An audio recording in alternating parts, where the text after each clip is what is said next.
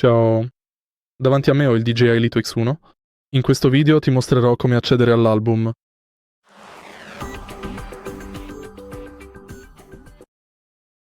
Per entrare e gestire l'album andiamo sull'app DJI Fly e selezioniamo Album.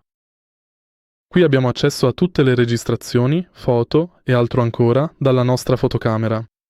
Abbiamo anche la possibilità di scaricare queste immagini e video, ma è vivamente consigliato scaricare i file utilizzando la specifica modalità di trasferimento rapido.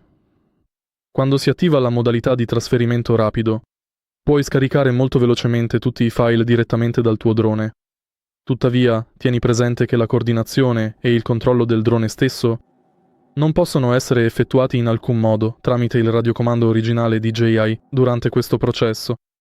Se hai trovato utile questo video, lascia un like, un commento e iscriviti al canale.